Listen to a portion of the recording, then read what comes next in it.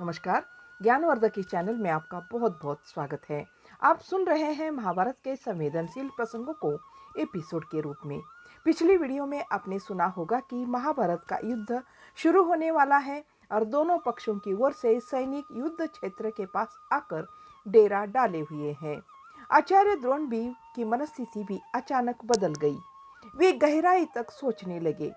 सेवक हव्यक आकर वापस घर जाने की बात करता है।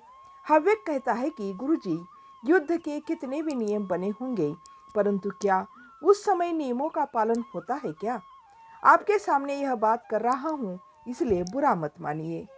आचार्य द्रोण सोचते हैं कि जब वे हस्तिनापुर आए थे, राजकुमारों को धनुर्विद्या सिखा रहे थे, तब उनकी नियुक्ति हो गई थी। तभी से यह हव्यक के पिता नल को मेरे सेवक के रूप में रखा गया था। तब तो पत्नी भी बहुत बीमार रहती थी। तब नल ही आकर भोजन बनाता था। तब यह हव्यक केवल 8 वर्ष का था। हमारे घोड़े को चराया करता था। इसके पिता के मरने के बाद इसको घोड़े चराने का काम छुड़वाकर रसोई में काम लगा दिया गया था। बहुत पुराना परिचय होने से यह घनिष्ठता बनी हुई थी। आचार्य जी को उसकी बात पर गुस्सा तो आया था, पर यह गलत है कहने के लिए कोई तर्क नहीं मिल रहा था। आचार्य द्रोण आगे सोचते हैं कि नगाड़े बजा बजा कर यह घोषणा की जा रही है कि युद्ध में जिसको पक्ष बदलना है वे बदल सकते हैं। वे इस बात पर सोचने लगे, अब इस घोषणा पर हस्तिनापुर के सैनिक तटस्थ तो नहीं रहेंगे, परंतु ये सब सैनिक दुर्योधन का अन्न खाकर पले हैं। दूसरे राजाओं में कैसे जाकर मिल सकते हैं? आचार्य जी जब यह सब सोच रहे थे, तभी आचार्य जी ने देखा हव्यक अभी भी वही खड़ा है। साथ में उनके ध्यान में आया कि हव्यक के प्रश्न का उत्तर तो अभी तक दिया ही नहीं। आचार्य द्रोण ने हव्यक को समझाने का प्रयत्न करते हुए कहा, हव्यक, इतने दिन तक तुमने दुर्योधन महाराज का अन्न खाया है। इस समय उन्हें छोड़कर जाना तुम्हारे लिए अधर्म होगा। इस पर हव्यक कहता है कि मैंने आपकी सेवा करके अन्न खाया है, अब भी खा रहा हूँ। दुर्योधन महाराज का कुछ भी नहीं खाया है। इसके अतिरिक्त वे पांडवों को कुरुकुल के नहीं मानते हैं। यह सब ठीक है क्या? वह आगे यह भी कहता है कि मेरे चाचा का एक दामाद खांडवप्रस्थ में पांडवों के महल में सेवा कर रहा था। उनका राज्य चले जाने के बाद वह हस्तिनापुर आया है। उसका कहना है कि यज्ञ आदि नित्य कर्म करने में पांडवों के धर्मराज के समान कोई नहीं है। धर्म के प्रति बहुत निष्ठा है उनमें। हव्यक आगे कहता है कि वह सब धर्म की सूक्ष्म बातें तो मेरी समझ में नहीं आती है। मैं तो वैश्य हूँ ना, खेतीबाड़ी करके जीविका चलाने वाला।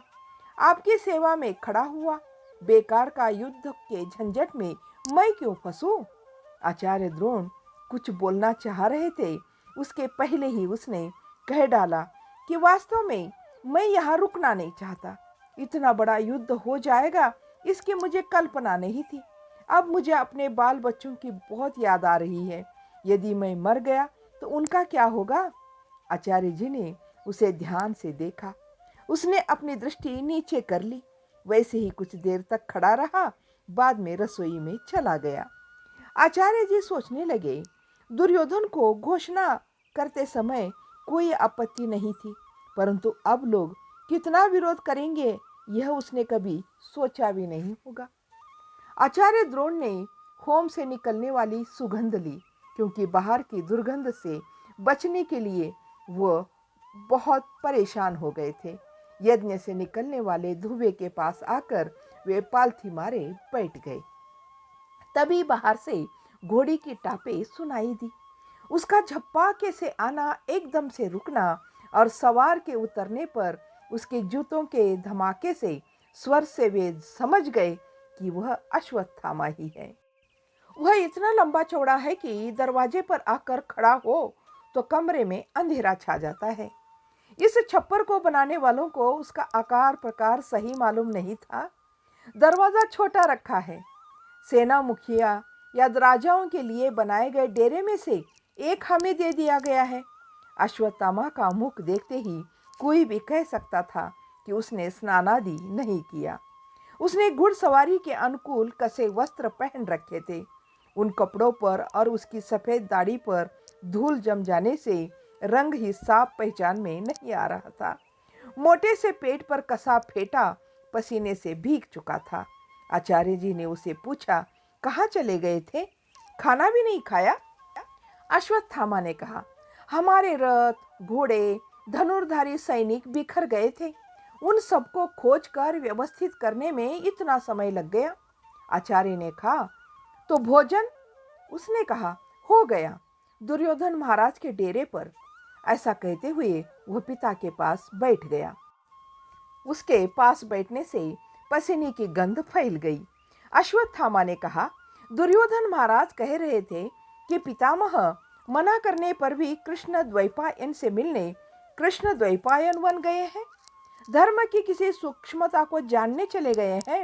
कल शाम तक लौट आएंगे। परसों सुबह युद्ध आरंभ होगा। आचार्य द्रोण के मन में यह कौतूहल जागा कि धर्म की ऐसी कौन सी सूक्ष्मता होगी जो वो जानने के लिए वहां चले गए। आचार्य द्रोण को पसीने की गंध बहुत परेशान कर रही थी। उन्होंने पूछा, तुमने स्नान नहीं किया? अश्वत्थामा ने कहा, नहीं, युद्ध में यह सब कहाँ। आचार्य ने कहा, तो अग्नि कार्य भी नहीं किया? पुत्र ने कोई उत्तर नहीं दिया। आचार्य ने कहा, तुम ब्राह्मण हो या चांडाल? अश्वत्थामा ने सोचा, इस समय कोई उत्तर नहीं देना ही ठीक रहेगा। अश्वत्थामा बाहर चला गया और आचार्य द्रोण ख्यालों में डूब गए। उन्होंने सोचा, भीष्म पितामह कृष्ण द्वैपायन के यहाँ क्यों चले गए होंगे? इतनी धर्म की सूक्ष्मता होगी तो मुझे ही पूछ लेते। महासेनापति पद को ग्रहण करने के बाद युद्ध शुरू करने के अवसर पर धर्म की समस्या मन में उठी तो उसकी चर्चा मुझसे न करके दूर वन क्यों गए? यह ध्यान आने पर उन्हें अपना अपमान सा लगा। साधारणतः धर्म जिज्ञासा उत्पन्न होने पर वे मुझे ही बुलाते थे, चर्चा करते थे। चर्चा भी क्या, अधिक वे बोलते थे। गंगा के पार पर्णकुटी में रहकर उन्होंने निरंतर 10-15 वर्ष वेदाध्ययन किया। आचार्य द्रोण आगे सोचने लगे कि मुझे युद्ध विद्या को अपनाकर और वेदाध्ययन व अध्यापन छोड़े कितने वर्ष हो गए। द्रुपद से अपमानित होने के बाद से तो मैंने उसे पूर्ण रूप से छोड़ ही दिया। फिर भी धर्म की सूक्ष्मता अथवा वेद के जटिल प्रश्न उठने पर वे मुझसे अवश्य पूछते थे। अब किस लिए कृष्ण द्वैपायन के पास गए? मुझे भी तो साथ ले जा सकते थे। आप में ब्राह्मण के गुण नहीं है, आप क्षत्रिय क्यों नहीं बन सकते? यह बात उन्होंने 2 दिन पहले ही मुझे कही थी। इसे मैंने केवल उनका मजाक भर समझा था। क्या उन्होंने यह बात गंभीरता से कही थी? क्या उन्होंने मेरे ब्राह्मणत्व पर तिरस्कार किया था?